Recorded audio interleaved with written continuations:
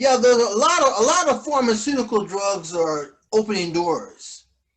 Yeah. Many of them are, not all of them, but many of them are, because once you get that brain in that slumber state, then you become acceptable to other suggestions from the enemy.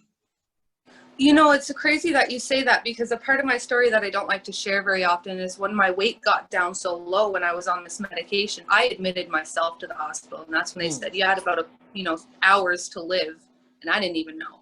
Wow. I was seeing my doctor regularly. He saw me losing the weight. And then he just said that I had anorexia. So they put me in the psych ward, knowing that I was saying I'm eating voluntarily, but it's coming back up. Mm. So he blamed it on me. But furthermore, I was put into the psych ward and I was drugged up with these pharmaceuticals until I became agreeable enough to consent to continue the very medication that was killing me, because that was the only way I'd be released. Oh, wow. I didn't know they do that. It's malpractice. And, it's sad. You would think it's like my unique story, but this is happening to hundreds of thousands of this happening to believers by the thousands, people by the millions. And no one knows. And that's why we need to talk more about it, because it's not just going to, making the wrong friends and going to the wrong places. You can go to your doctor, you can take your prescription as prescribed and end up in serious bondage.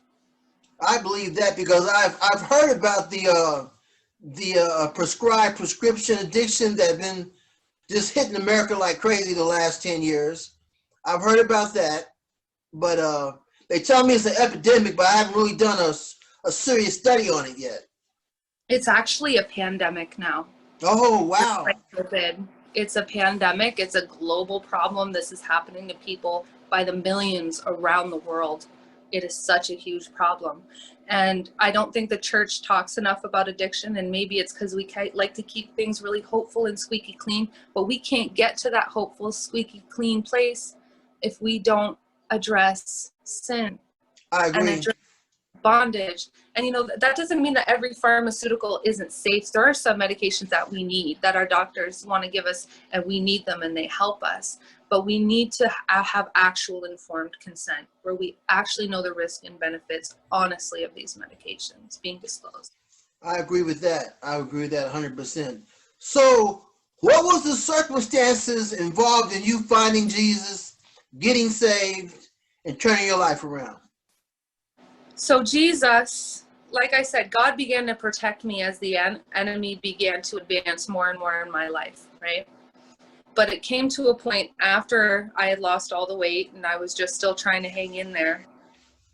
In about 2014, so I would have been about 24, I was prescribed a medication at 22.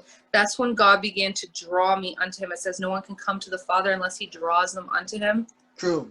A lot of time we think we need to, this person's has this issue and this, and sometimes when people aren't believers, we really need to pray for them and let God draw them. True. And plant seeds. I agree. So my mom had been planting seeds. She had been praying for me through this, and God just began to remind me. So I just began, I think the Holy Spirit just started to get me curious. Like, you have a soul. Okay, so what's going on spiritually? Yeah. And so That's I got what he does, yeah. That's exactly what he does. And you know what? I think a lot of people, they start with like ghost stuff and like, are ghosts real? And then you get into EVP and then you realize that's a sin. And you realize what everything's going on. And so a lot of people, that's what they do. They get into new age stuff and then they realize the spiritual is real, and then they kind of graduate upwards to the Bible, right? Sometimes they end up going far left away from the Bible. Oh, that too, and so I have some friends I'm praying for. It is what it is, and all we can do is pray for them and wish the best for them.